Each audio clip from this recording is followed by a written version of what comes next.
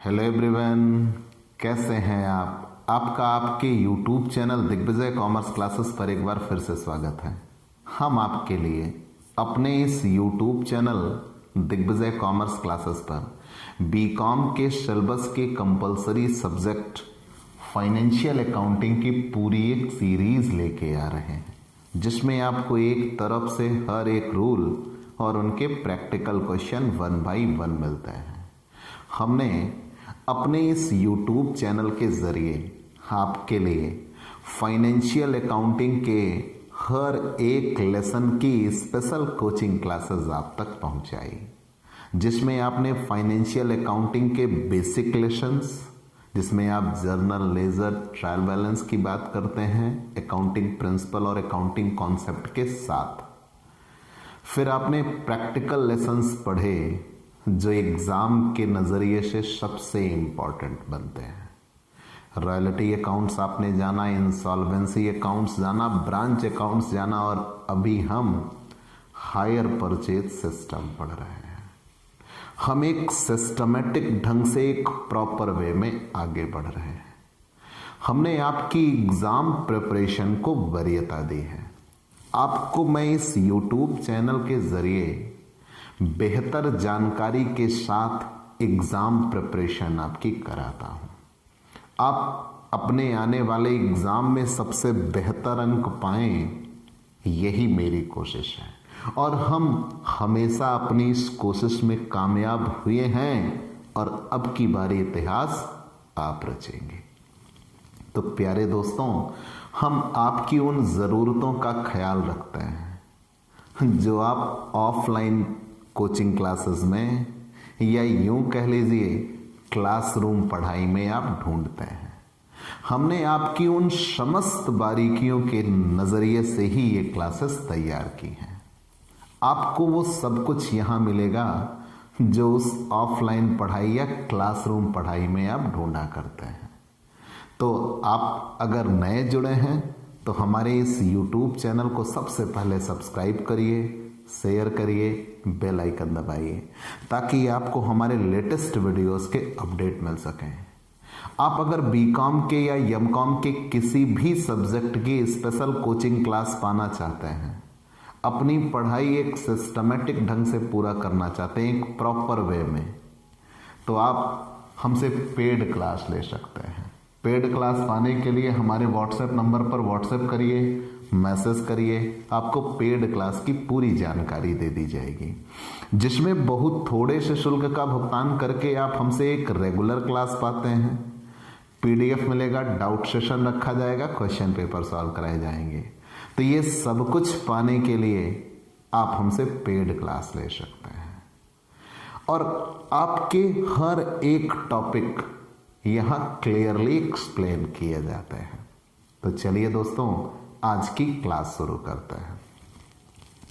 आज हम आपके लिए एक ऐसा क्वेश्चन लेके आ रहे हैं जिसमें जब हम डिफॉल्ट के क्वेश्चन पे बढ़ चले थे, डिफॉल्ट के क्वेश्चन में हमने ये क्वेश्चन सॉल्व किए कि जब कोई एक सामान परचेजर खरीद रहा है तो उसके लिए वो कुछ पैसा तुरंत देगा, कुछ पैसा किस्तों में देने का प्रॉमिस होगा, उसके द्वारा कुछ किस्तें चुकाई भी जाएंगी, लेकिन कुछ किस्तों को वो चुकाने में फेल होगा, और जैसे ही वो किस्तों के चुकाने में त्रुटि करता है, विक्रेता के द्वारा सामान वापस ले लिया गया। जब विक्रेता ने सामान वापस ले लिया तो उसके बदले में परचेजर ने जितनी किस्तें जमा की थी वो किस्तें वो जब्त कर ली जाती हैं। ये चीज़ें तो आपने पढ़ रखी हैं।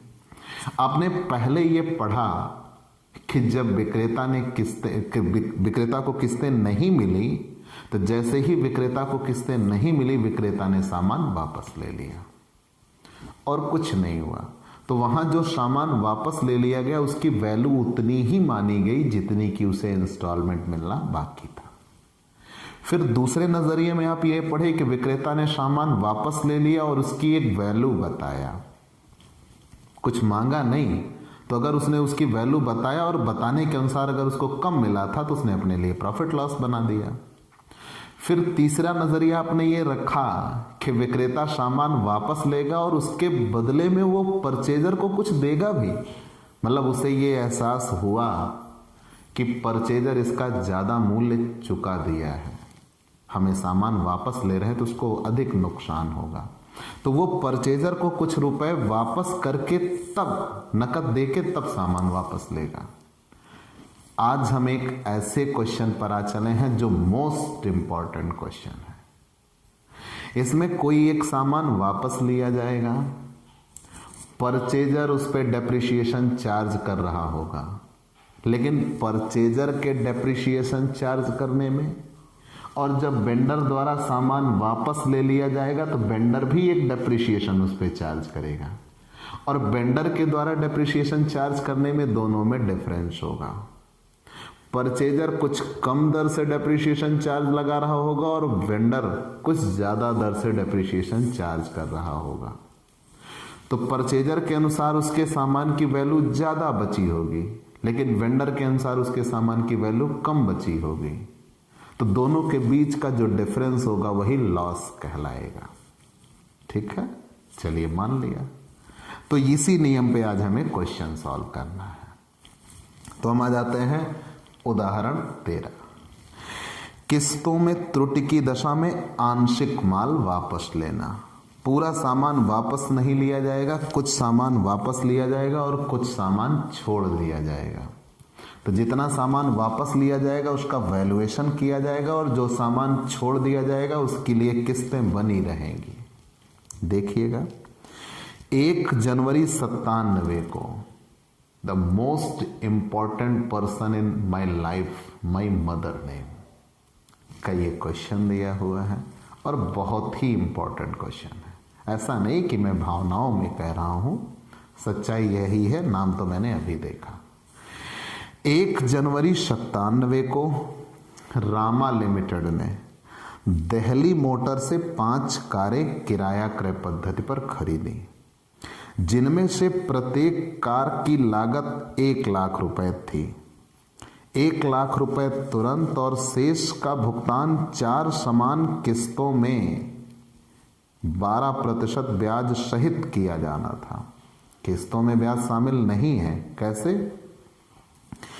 कह रहे हैं 5 कारें खरीदी और प्रत्येक कार 1 लाख की थी, तो एक कार 1 लाख की मतलब 5 कार 5 लाख की, जिसमें से 1 लाख रुपए तुरंत दिए और शेष का भुगतान 4 समान किस्तों में मतलब 1-1 लाख रुपए की किस्तें आ जाएंगी और 12% ब्याज अलग से।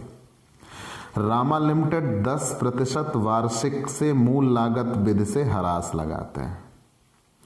रामा लिमिटेड 31 दिसंबर 98 को देय किस्त का भुगतान ना कर सकी और विचार विनिमय के बाद दिल्ली मोटर्स 2 कारें क्रेता के पास छोड़ने को सहमत हो गई और बाकी 3 कारों के मूल्य से क्रमागत शेष पद्धति से 20% ह्रास लगाने के बाद देय राशि समायोजित कर दी गई। दिल्ली मोटर ने कारों के नवीनीकरण पर 15,000 रुपए व्यय करके इन तीनों कारों को 31 मई 99 को 2,20,000 रुपए में बेच दिया। दोनों ही पक्षों में आवश्यक खाते बनाइए। तो कहा ना, इंपॉर्टेंट क्वेश्चन है। चलिए बढ़ चलते हैं एक तरफ से हम क्वेश्चन सॉल्व करने की ओर।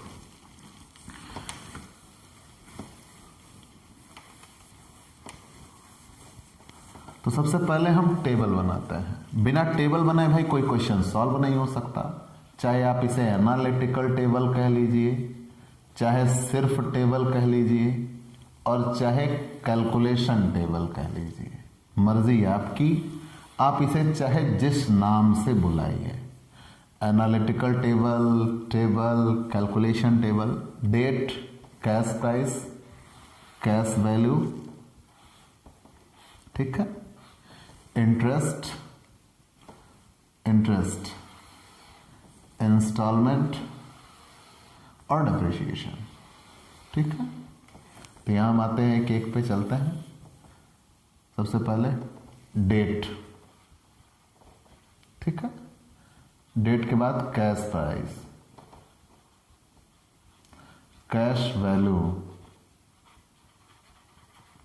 इंटरेस्ट, इलस्ट्रेशन 13 है।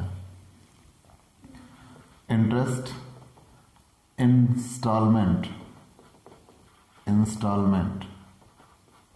और डेप्रिसिएशन। ठीक है, डेप्रिसिएशन यहां तक तो कहीं कोई दिक्कत नहीं होगी। Date, cash price, cash value, interest, instalment, depreciation. हम सबसे पहले एक एक बातें क्लियर कर लेते हैं।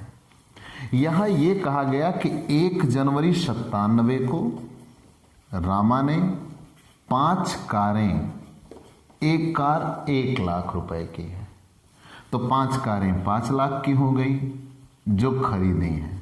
ये कैश प्राइस है। 5 कारों का कैश प्राइस कितने रुपए दिया हुआ है? 5 लाख। क्योंकि यहां साफ तौर पर लिखा है कि 1 जनवरी 97 को रामा लिमिटेड ने दिल्ली मोटर से 5 कारें किराया क्रय पद्धति पर खरीदी, जिनमें से प्रत्येक कार की लागत 1 लाख रुपए थी। तो एक कार 1 लाख रुपए की, तो 5 कारें खरीदी हैं, 5 लाख की हुई। और 1 लाख रुपए तुरंत दिया, जिसे हम CDP कहते हैं, कैश डाउन पेमेंट। और शेष का भुगतान 4 समान किस्तों में। तो 5 लाख में से 1 लाख दे दिया, शेष बचा कितने रुपए? 4 लाख। 4 समान किस्तों में, मतलब 1 लाख की 4 किस्तें। और इसमें ब्याज अलग से देना होगा, क्योंकि किस्तों में ब्याज शामिल नहीं है। और ब्याज वो भी कितने प्रतिशत देना था? 12% वार्षिक ब्याज। यहां तक तो कहीं कोई दिक्कत नहीं। फिर से जान लीजिए, रामा लिमिटेड ने 1 जनवरी 97 को 5 कारें दिल्ली मोटर से खरीदी हैं। एक कार 1 लाख की है, तो 5 कारें खरीदी हैं, मतलब 5 कारें, 5 कारों का मूल्य कितने रुपए है? 5 लाख। ठीक, यहां तक तो कहीं कोई दिक्कत नहीं। रामा लिमिटेड ने दिल्ली मोटर से 5 कारें, 1 लाख की एक कार है, 5 कारें 5 लाख की हो गई, खरीदी। 1 लाख रुपए तुरंत दिया और 1 लाख रुपए की 4 किस्तें।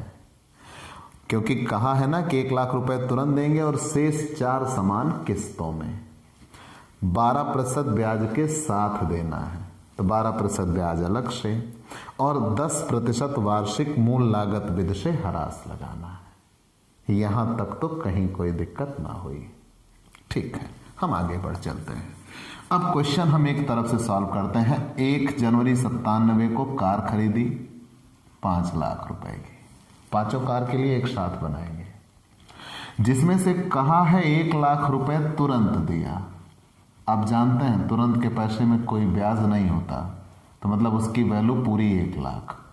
1 लाख यहां घट गया, तो अब देना बाकी है 4 लाख रुपए। 1 साल के अंत में 31/12/97 इस 4 लाख की बाकी पर सबसे पहले 12% ब्याज लगा, 48,000 रुपए का ब्याज लगा।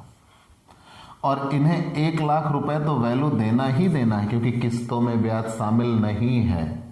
हमने क्लियर कट बताया है कि जब किस्तों में ब्याज शामिल हो तो हम इधर से सॉल्व करते हैं, और जब किस्तों में ब्याज शामिल ना हो तो वैल्यू में ब्याज जोड़ देते हैं, तब किस्त आती है।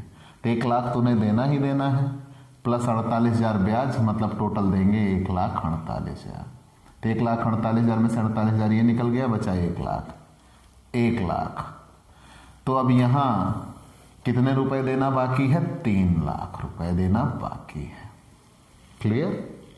अब अगले साल 31/12/98 को ये 3 लाख रुपए बाकी था, और इसी 3 लाख बाकी पर कितने प्रतिशत ब्याज लग गया? 12%। मतलब कितने रुपए ब्याज लग गया? 36,000। और साफ तौर पर कहा है कि रामा लिमिटेड 31 दिसंबर 98 को देय किस्त का भुगतान ना कर सकी। और जैसे ही रामा लिमिटेड देय किस्त का भुगतान नहीं कर पाते, तुरंत उनकी किस्तें वहीं पे टूट गई। सामान अब जब्त हो जाएगा, सामान वापस ले लिया जाएगा, और इन्होंने जितना पैसा दिया था वो जब्त हो जाएगा। कहीं कोई दिक्कत? फिर से जानते रहिए, हमने आपको ये बार बार समझाया। पहले आप क्वेश्चन क्लियर कर लिया करिए। यहां कह रहे हैं कि रामा लिमिटेड ने 5 कारें खरीदी, एक कार 1 लाख की है, तो 5 कारें खरीदी हैं तो पांचों कार मतलब 5 लाख की हो गई। 1 लाख रुपए तुरंत दिया है, 1 लाख रुपए तुरंत दिया है, और शेष 4 समान किस्तों में मतलब 1 लाख की 4 किस्तें आ जाएंगी, तभी 4 लाख होगा। 12% ब्याज अलग से देना होगा। यहां तक हमने क्वेश्चन सॉल्व कर लिया। किस्तों में ब्याज शामिल नहीं है। 5 लाख का सामान 5 लाख तो हो रहा था, ब्याज अलग से देना होगा। 5 लाख की कार खरीदा, 1 लाख तुरंत दिया, तुरंत के पैसे में कोई ब्याज नहीं होता, पूरी 1 लाख वैल्यू बची, 1 लाख वैल्यू घट गई, 4 लाख देना बाकी। अब इस 4 लाख की बाकी पर 12% ब्याज लग गया 48,000, तो 1 लाख रुपए वैल्यू के प्लस 48,000 ब्याज के टोटल दिया 1,48,000। यहाँ 1 लाख घट गया, 3 लाख बाकी। उस 3 लाख की बाकी पर 12% ब्याज लग गया 36,000 रुपए। किस्त देनी थी 31/12/98 को, दे नहीं सके, अनपेड लगा के वहीं पे खाता बंद। अब आगे बढ़ते हैं, एक एक टॉपिक क्लियर करेंगे। टॉपिक ये क्लियर करना है कि हरास लगाना है, और क्रेता ने 10% वार्षिक हरास लगाया था, वो भी मूल लागत पद्धति से। 5 लाख की कार थी, 10% इस्तेमाल हुआ मतलब कितने रुपए इस्तेमाल हुआ? 50,000। तो 1 साल के बाद कार कितने रुपए की बची? 4,50,000। अब 4,50,000 की कार थी, फिर से अगले साल 50,000 रुपए इस्तेमाल हुई, क्योंकि सीधी रेखा पद्धति से कहा है, तो मतलब कार कितने रुपए की बची? 4 लाख की। यहां तक कहीं कोई दिक्कत हो तो बोल दीजिएगा। नहीं है? बिल्कुल नहीं होनी चाहिए। अब यही बातें बन जाएंगी दूसरी। ये किस रेखा पद्धति से हरास लगा? सीधी रेखा पद्धति से, straight line method. Straight line method ये कहता है कि एक बार जितना डेप्रिसिएशन चार्ज हो गया उतना ही डेप्रिसिएशन बार बार चार्ज होगा। उसे ही original cost price, fixed price, कुछ भी आप कह सकते हो। मतलब 5 लाख पर 10% डेप्रिसिएशन चार्ज हुआ 50,000, तो सामान की वैल्यू बची 4,50,000। अब उस 4,50,000 पे 50,000 डेप्रिसिएशन फिर से चार्ज होगा, तो वैल्यू बची 4 लाख। चलिए यहां तक तो हमने जान लिया।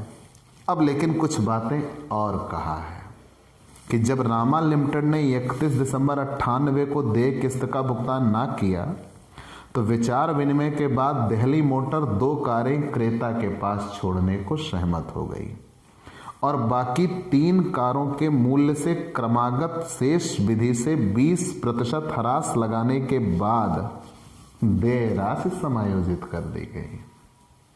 चलिए मान लिया। अब यहीं पे क्रेता और विक्रेता दोनों का मूल्यांकन अलग अलग हो रहा है। तो सबसे पहले ये देखिएगा कितनी कारें खरीदी थी? 5।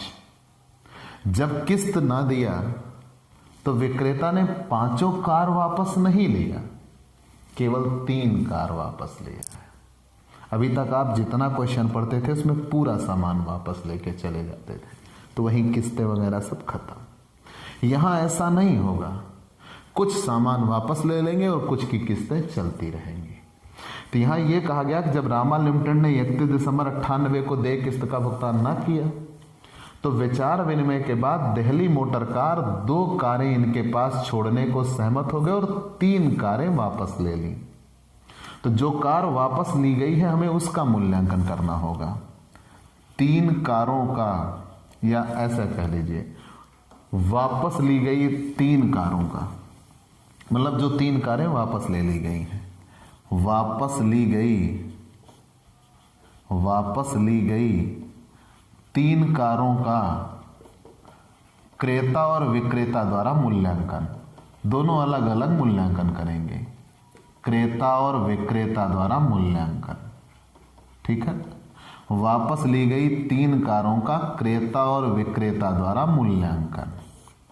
तो सबसे पहले हम दोनों का अलग अलग नजरिया, पहले क्रेता का और विक्रेता का, दोनों अलग अलग मूल्यांकन करेंगे। जब परचेजर उस सामान को वैल्यूएट कर रहा था तो वो कह रहा था मैं इसको 10% यूज कर रहा हूं 1 साल में, वो भी स्ट्रेट लाइन मेथड से। तो सभी कारों पे वो हरास लगा रहा था। तो अब हमें कितनी कार का मूल्यांकन करना है? केवल 3 कार का।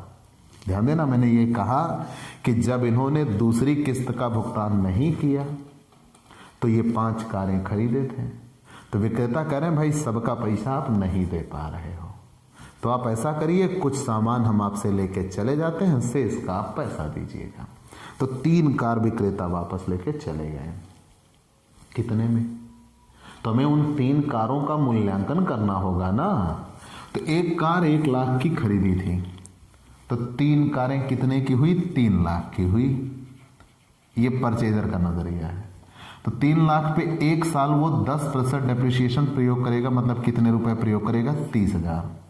तो 1 साल बाद क्रेता कह रहा है उस कार का मूल्य कितने रुपए हो जाएगा? 2,70,000। जब 1 साल वो प्रयोग कर लेगा तो कह रहा है मेरी कार 2,70,000 की बचेगी 1 साल बाद। यहां तो हम 5 लाख से निकाल रहे थे 5 कारों का, और यहां हम कितनी कारों का मूल्यांकन करेंगे? सिर्फ 3 कारों का।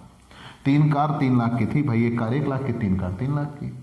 उस पर 10% यूज किया, मतलब 30,000, तो 2,70,000 की बची। और ये सीधी रेखा पद्धति से लगाएगा, स्ट्रेट लाइन मेथड। फिर अगली साल 30,000 यूज किया, मतलब अब कार कितने की बची? 2,40,000 की। मतलब अब कार की वैल्यू कितनी बची? 2,40,000 बची। ऐसा वो कह रहा था परचेजर कि मेरे पास जो कार थी जो विक्रेता वापस ले रहा है वो कितने रुपए की थी? 2,40,000 की थी। लेकिन अब हम बात कर लेते हैं वेंडर की।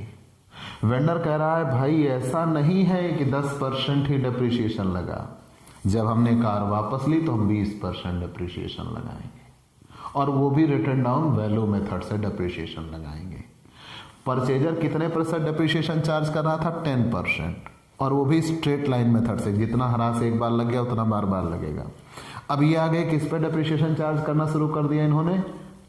रिटर्न डाउन वैल्यू मेथड से, वो भी कितने %? 20%। ठीक है, दोनों का मूल्यांकन का नजरिया बदल गया। ये कह रहा है इतने की है, विक्रेता कह रहा है नहीं, हम जो कह रहे हैं वो सही है, हमें इतने की ही मिली है। पूरी बात समझ रहे हैं ना? मैंने आपसे ये कहा कि यहां जब उन्होंने किस्त नहीं दिया तो विक्रेता ने विचार विमर्श के बाद 3 कारें वापस ले ली और 2 कारें इनके पास छोड़ दिया। जो 3 कारें वापस ले ली गई हैं, एक कार 1 लाख की, 3 कार 3 लाख की। अब परचेजर बताएगा कि मेरी कार इतने की है, और वेंडर बताएगा मुझे इतना मिला। दोनों का नजरिया अलग अलग होगा। तो यहां 3 लाख पर 10% डेप्रिसिएशन चार्ज हुआ, 30,000, मतलब कार बची 2,70,000 की। परचेजर बता रहा है 1 साल बाद। फिर अगले साल 30,000 डेप्रिसिएशन चार्ज हुआ, 2,40,000 की बची 2 साल बाद। लेकिन विक्रेता कह रहा हम तो WDV मेथड से डेप्रिसिएशन चार्ज करेंगे, वो भी कितने %? 20%। और ये स्ट्रेट लाइन मेथड से चार्ज कर रहे थे, वो भी कितने %? 10%। तो विक्रेता कह रहा 3 लाख की कार थी, पहले साल 20% डेप्रिसिएशन चार्ज किया, 60,000 डेप्रिसिएशन चार्ज हुआ, 2,40,000 की बची। फिर दूसरे साल 20% डेप्रिसिएशन चार्ज किया, 48,000 डेप्रिसिएशन चार्ज किया, 1,92,000 की बची। अब बताइए, वेंडर कह रहा है हमें जो कार मिली है वो कितने रुपए की मिली है? 1,92,000 की मिली है। परचेजर कह रहा भैया हमारी कार 2,40,000 की है। लेकिन बात किसकी मानी जाएगी? वेंडर की। तो यहां परचेजर को हो जाएगा लॉस, और कितने रुपए का लॉस हो जाएगा? 48,000 का। तो वेंडर ये बता रहा है कि मेरा सामान 2,40,000 का है, लेकिन उसके सामान का वैल्यूएशन सिर्फ और सिर्फ कितने रुपए पर किया जाएगा? 1,92,000 पर किया जाएगा। तो उसको लॉस हो जाएगा 48,000 रुपए का। तो अब सबसे पहले हम आते हैं ledger in the book of hire purchaser. ठीक है, तो सबसे पहले हम आते हैं ledger in the book of hire purchaser. ठीक है, ledger in the book of hire purchaser, ledger in the book of hire purchaser. ठीक, ledger in the book of hire purchaser. और सबसे पहले हम कौन सा अकाउंट बनाते हैं? Hire vendor account. हमें हायर वेंडर अकाउंट और hire purchaser account, higher vendor account और असेट्स अकाउंट, ये दोनों बनाने होंगे। हम एक एक तरह से बनाते हैं। डेट, यहां पर्टिकुलर अमाउंट, फिर से डेट, पर्टिकुलर और अमाउंट। ठीक है, चलिए एक तरफ से बनाते हैं भाई। कॉलम बना लीजिएगा, date, particular amount, date, particular amount. ठीक, अब हम आते हैं पहले विक्रेता का खाता। मैंने आपसे ये बार बार कहा है, जिसकी बुक बने नजरिया उसका हो, जिसका खाता बने बातें उसकी हो। अब वेंडर बन के सोचो, वेंडर क्या कर रहा है। सबसे पहले वेंडर ने सामान बेचा। तो जब वेंडर ने सामान बेचा, वो भी कब, 1/1/97 को बाई एसेट्स सामान बेचा, वो भी कितने रुपए का, 5 लाख का। साल के पहले दिन ही उसे कुछ रुपया मिल गया, 1 जनवरी 97 को ही टू कैश, और वो भी उसे कितने रुपए मिल गए, 1 लाख। फिर साल के अंतिम दिन उसने ब्याज चार्ज किया, बाई इंटरेस्ट ब्याज चार्ज किया। कितने रुपए ब्याज चार्ज किया, उसी 5 लाख में से 1 लाख दे दिया था, 4 लाख बाकी, 4 लाख की बाकी पर 12%, मतलब कितने रुपए, 48,000। फिर से ध्यान दीजिएगा, सबसे पहले विक्रेता ने सामान बेचा 5 लाख का, 1 लाख रुपए उसे तुरंत मिल गए। अब उसे जो बाकी था 4 लाख, उस पर 12% ब्याज लगा दिया, 48,000 रुपए। फिर से उसे साल के अंत में किस्त मिली, 31/12/97 टू कैश अकाउंट, और वो भी कितने रुपए की, 1,48,000 रुपए की। अब वो कह रहा है कि हमें कितने रुपए मिलने बाकी हैं, टू बैलेंस कैरी डाउन। यहां हम जोड़ लगाएंगे, 5,48,000, 5,48,000, और उस 5,48,000 में से यहां हो रहे हैं सिर्फ और सिर्फ 2,48,000। तो कितने रुपए मिलने बाकी, 3 लाख, 3 लाख मिलने बाकी। अब यही बाकी यहां ट्रांसफर हो जाएगा 1 जनवरी 98 को। यहां तक कहीं कोई दिक्कत हो तो तुरंत बता दीजिएगा, एकदम आप बिल्कुल भी सोच साफ रखिएगा। मैंने यहां ये बताया ना कि विक्रेता ने सामान बेचा 5 लाख का, उसे पैसा मिला तुरंत 1 लाख रुपए, साल के अंत में ब्याज लगा दिया, फिर साल के अंत में उसे किस्त मिली। याद रखिएगा, एंट्री सदैव किस्त से होती है। फिर उसे 3 लाख रुपए अभी भी मिलने बाकी हैं। अब इसी बाकी को यहां ट्रांसफर कर दिया जाएगा by balance, brought forward 3 lakh रुपए। अब इसी बाकी पर सबसे पहले क्या लग जाएगा, इंटरेस्ट, ब्याज लग गया 1 साल बाद, 31/12/98 बाय इंटरेस्ट अकाउंट, ब्याज लग गया, और वो भी कितने रुपए, 12% मतलब 36,000 रुपए ब्याज लग गया। अब यहां उन्हें पैसा देना था 3,36,000 रुपए, किस्त नहीं दे पाए। जब किस्त नहीं दे पाए तो विक्रेता ने इनसे इनका सामान ले लिया। जब विक्रेता ने इनसे इनका सामान ले लिया तो अभी तक ऐसा होता था पूरा सामान वापस ले लेते थे। यहां 5 कारें खरीदी हैं, 3 वापस ले लिया, 2 अभी भी छोड़ रखी हैं, मतलब किस्तें अभी भी चलेंगी लेकिन अब 2 कारों के लिए चलेंगी। तो 5 कार में से विक्रेता ने कितनी कारें वापस ले लिया, 3। तो इनकी 3 कारें कितने रुपए की विक्रेता ने माना है, विक्रेता वापस ले ले रहा है। तो विक्रेता ने इनके द्वारा जो 3 कारें वापस ले ली गई उसकी वैल्यू कितना माना, 1,92,000। तो तुरंत यहां टू असेट्स, जो इनकी कारें वापस ले ली गई हैं विक्रेता ने उसका मूल्य माना 1,92,000। तो शेष पैसा इन्हें अभी भी देना होगा, नहीं देंगे तो वो 2 कारें भी चली जाएंगी। तो 3,36,000 रुपए इनसे मिलने थे, जिसमें से 1,92,000 का सामान ही वापस हो गया। तो अभी भी इन्हें कितने रुपए देना बाकी होगा, 1,44,000 रुपए देना बाकी रह जाएगा टू बैलेंस। ठीक है, यहां तक तो कहीं कोई दिक्कत ना हुई होगी और आसानी से ये बन के तैयार। अब हमें वेंडर अकाउंट बना लेना चाहिए। ठीक है, ये क्लियर हुआ, वो वेंडर अकाउंट बन गया। अब हमें असेट्स अकाउंट बना लेना चाहिए। आसानी से ये समझ में आ गया। जब विक्रेता ने पूरा सामान ले लेना था तो यहाँ हम डायरेक्ट लिखते टू असेट्स, पूरे सामान की वैल्यू वो हो जाती, लेकिन यहाँ पूरा सामान नहीं ले गया, कुछ ले गया, कुछ की किस्तें अभी चलेंगी, तो जितना हिसाब चुकता कर दिया उतना माइनस कर देंगे से इसकी किस्त मांगेंगे। 3,36,000 उन्हें मिलना था, 1,92,000 मिल गया, 1,44,000 दीजिए। नहीं देंगे तो वो भी 2 कारें लेके चले जाएंगे। अब हम यहाँ असेट्स अकाउंट बना लेते हैं। कौन सा अकाउंट? Assets account. चलिए यहीं स्पेस है, यहीं बना लेते हैं, मतलब भर का हमारे काफ़ी स्पेस दे रखा है, या चलो पूरा ही मिटा लेते हैं, असेट्स अकाउंट बना लेते हैं। ठीक है, आप एक तरफ से सीखते चलिए, कहीं कोई दिक्कत ना हो। असेट्स अकाउंट, या हम कार अकाउंट भी उसे कह सकते हैं, असेट्स अकाउंट।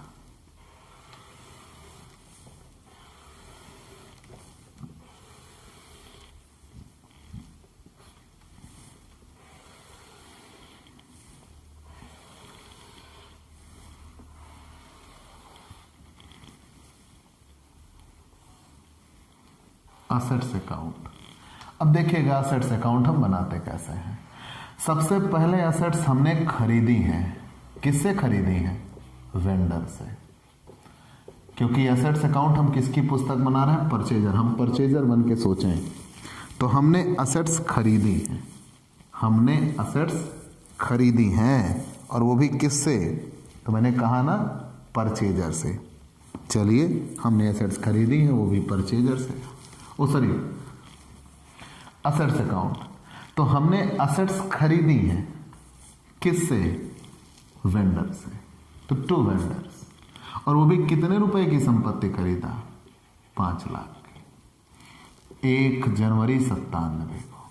कहीं कोई दिक्कत नहीं होनी चाहिए। फिर साल के अंत में सबसे पहले उस पर क्या लग जाता है? डेप्रिसिएशन। साल के अंत में सबसे पहले क्या लग जाता है? डेप्रिसिएशन। एकदम क्लियर कट रखिएगा।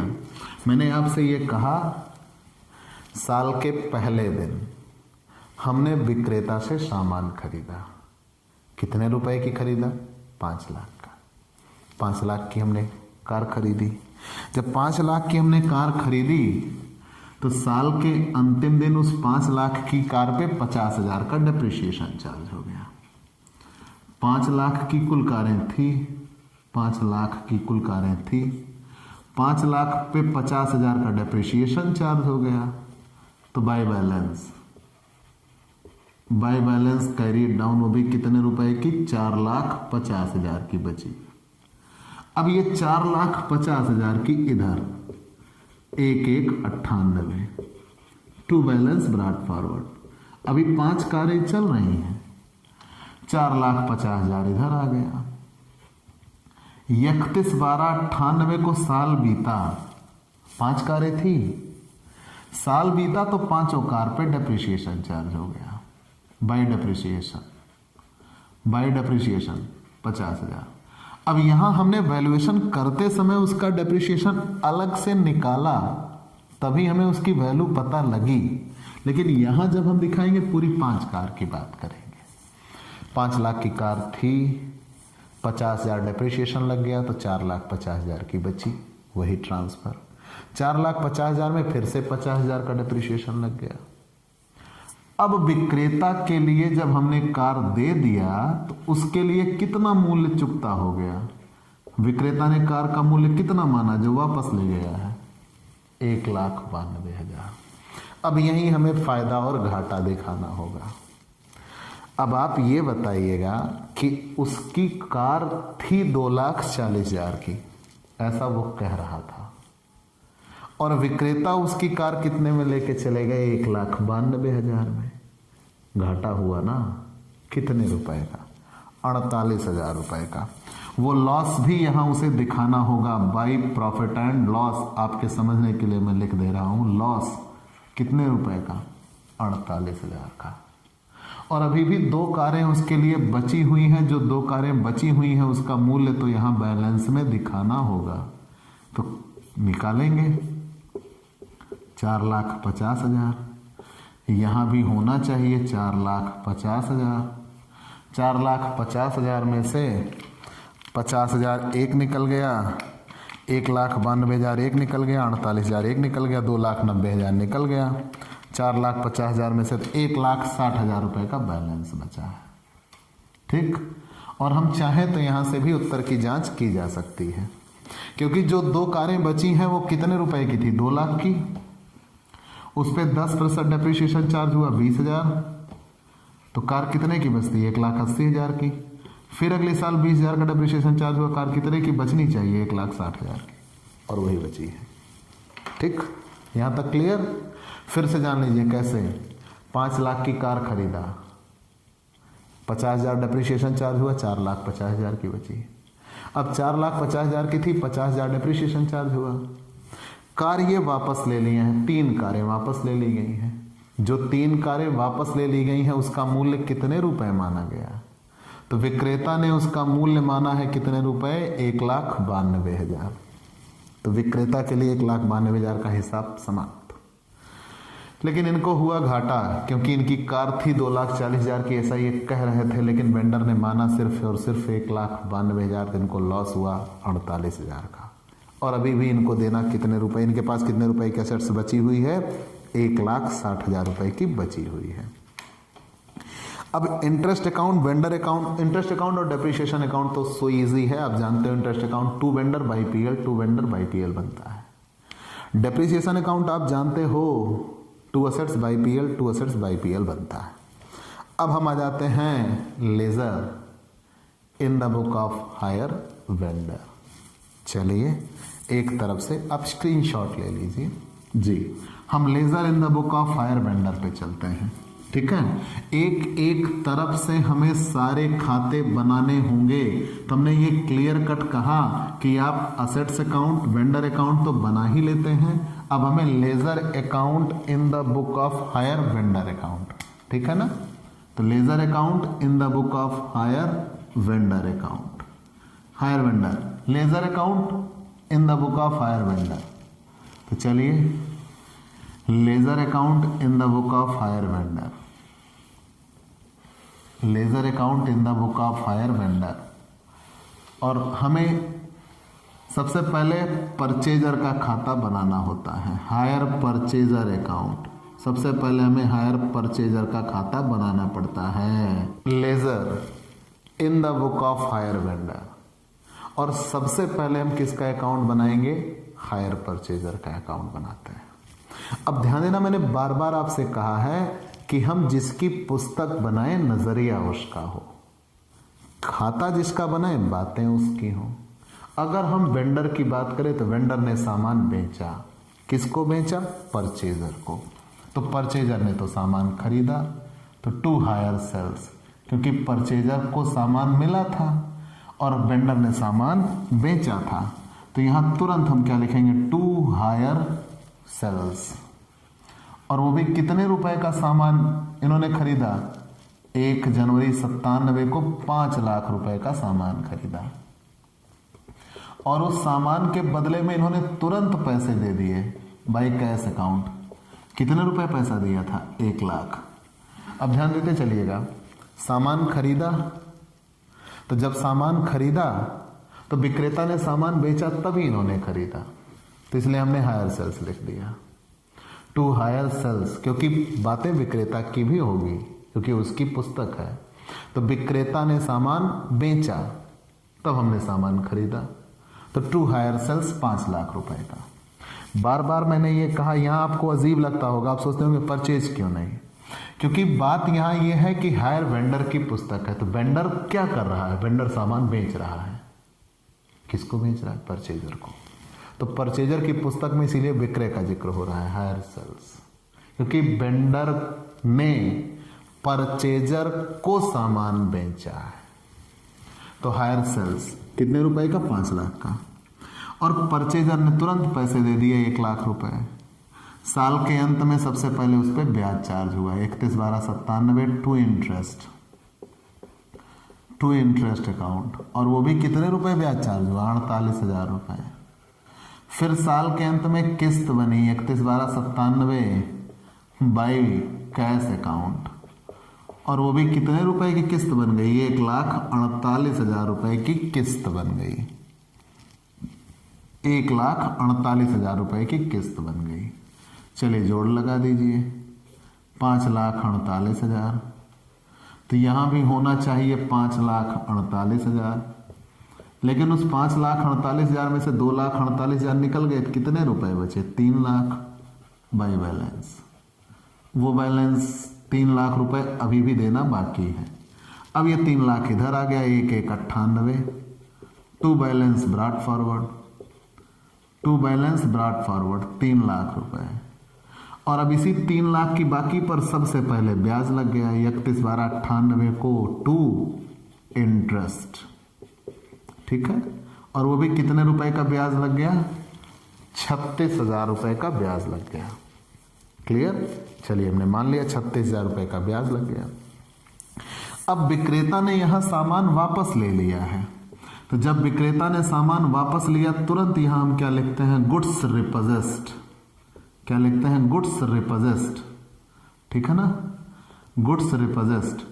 और वो भी कितने रुपए का सामान विक्रेता ने वापस ले लिया? 1,92,000 उसकी वैल्यू माना है। जो सामान विक्रेता ने वापस ले लिया उसकी वैल्यू कितने रुपए माना? 1,92,000 रुपए माना है। तो 1,92,000 रुपए माना, तो इन्हें कुल 3,36,000 रुपए देने थे। कुल 3,36,000 रुपए देने थे। 1,92,000 का सामान दे दिया, उससे समाप्त हो गया। तो अभी भी 1,44,000 रुपए देने बाकी है बाय बैलेंस। ठीक है, यहां तक तो सामान बन के तैयार भैया हो। ऐसे ही क्वेश्चन आप सॉल्व करते चले चलिएगा। लेकिन अब इतने से ही काम नहीं होगा। विक्रेता ने जो सामान वापस लिया उस सामान को कुछ खर्च करके बेचा भी है, तो हमें गुड्स रिपोजेस्ड अकाउंट बनाना होगा। यहां तक तो कहीं कोई दिक्कत नहीं हुई ना, कि जब विक्रेता ने सामान वापस ले लिया तो उसकी वैल्यू 1,92,000 मानी और उसके बाद उस सामान को बेचेंगे। Goods repossessed account, goods repossessed account. तो देखिएगा एक तरफ से आते हैं goods repossessed account. Goods repossessed account जब भी आपको बनाना हो, ये कब बनाते हैं? जब सामान वापस ले लेंगे और सामान वापस लेने के बाद उस सामान को कुछ थोड़ी बहुत खर्च करके सामान फिर से बना के उसको फिर से बेचा जाएगा। तो यहां सबसे पहले दिखाते हैं टू हायर परचेजर, कि क्रेता से सामान ले लिया। कितने रुपए का? 1,92,000 का। वो भी कब? 31/12/98। तो यहां 31/12/98 को साल के अंतिम दिन बाय बैलेंस उन्हें यह दिखाना होगा हमारे पास सामान कितने रुपए का है? 1,92,000 का है जो वापस आया। 1,92,000 का है जो वापस आया। विक्रेता ने सामान वापस ले लिया था। ठीक, 31 दिसंबर 98 को परचेजर से सामान वापस ले लिया। कितने रुपए का? 1,92,000 का। 1,92,000 उसकी वैल्यू बची है। अब यही सामान अगले दिन 1,99 को यहां ट्रांसफर हो गया। To balance brought forward. वो भी कितने रुपए का? 1,92,000 का। अब साफ तौर पर कहा है विक्रेता ने इसकी मरम्मत पर 15,000 रुपए खर्च किया, नवीनीकरण पर। To cash account for renewal या रिपेयर, कुछ भी आप कह सकते हो, इसके पीछे खर्च हुआ। कितने रुपए? 15,000। और फिर ये सामान 2,20,000 रुपए में बेच दिया गया। फिर ये सामान 2,20,000 रुपए में बेच दिया गया बाई कैश अकाउंट।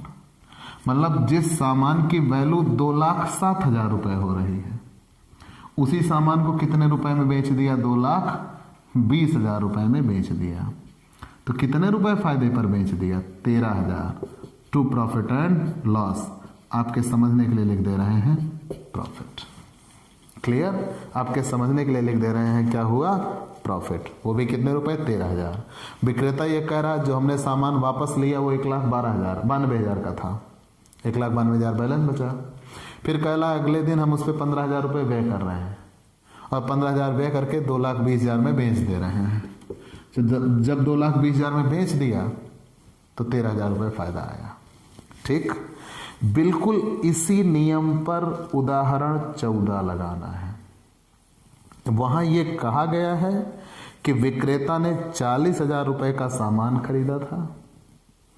40,000 रुपए के सामान में से वो 16,000 रुपए लागत वाला प्लांट 11,000 रुपए में वापस ले लिए थे। यहां क्रेता और विक्रेता दोनों ने डेप्रिसिएशन चार्ज किया था तो वैल्यू आई थी, और यहां क्रेता केवल डेप्रिसिएशन चार्ज करेगा, विक्रेता ऑलरेडी मूल्य निकाल के दे रहा है कि इतने रुपए का हमने प्लांट, 16,000 रुपए लागत वाला प्लांट 11,000 रुपए में वापस ले लिया गया। तो जब 16,000 रुपए का प्लांट 11,000 रुपए में वापस ले लिया तो उसका डेप्रिसिएशन निकाल के घटा देंगे, ह्रास, तो लाभ या हानि निकल के आ जाएगी।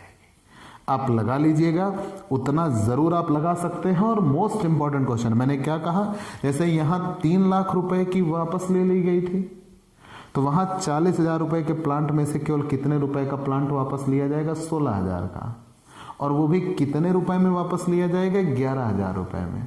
तो 16,000 में से डेप्रिसिएशन घटाते हुए चले जाइए। अगर 11,000 से कम में लिया है तो लॉस है, मतलब 11,000 से ज्यादा का सामान बचता है और 11,000 में लिया है तो लॉस है, और 11,000 से कम का बचता है तो प्रॉफिट है। ठीक है, पहले 16,000 से डेप्रिसिएशन घटाइएगा। डेप्रिसिएशन घटाने के बाद उसकी वैल्यू अगर 11,000 से ज्यादा आ गई तो मतलब क्रेता कहेगा कि हमारे पास सामान ज्यादा का है, लेकिन वेंडर उसकी वैल्यू कितने मानेगा, 11,000 में, हल हो जाएगा। ठीक है, तो प्यारे दोस्तों आप वो क्वेश्चन लगाइएगा। अगले दिन हम आपको इलस्ट्रेशन 15 सॉल्व कराएंगे। तो आपको ये क्लास कैसी लगी हमें ज़रूर बताइएगा। आपके लाइक और कमेंट का इंतज़ार रहेगा। आप हमसे पेड क्लास ले सकते हैं। पेड क्लास पाने के लिए हमारे व्हाट्सएप नंबर पर व्हाट्सएप करिए, मैसेज करिए, आपको पेड क्लास की पूरी जानकारी दे दी जाएगी, जिसमें बहुत थोड़े से शुल्क का भुगतान करके आप हमसे एक रेगुलर क्लास पाते हैं। पीडीएफ मिलेगा, डाउट सेशन रखा जाएगा, क्वेश्चन पेपर सॉल्व कराए जाएंगे। तो ये सब कुछ पाने के लिए आप हमसे पेड क्लास लीजिए। और अगर आप हमसे नए जुड़े हैं तो सबसे पहले हमारे इस YouTube channel Digvijay Commerce Classes को सब्सक्राइब करिए, शेयर करिए, बेल आइकन दबाइए, ताकि आपको हमारे लेटेस्ट वीडियोज़ के अपडेट मिल सकें। तो आज की क्लास में इतना ही। चलते हैं दोस्तों, बाय बाय दोस्तों।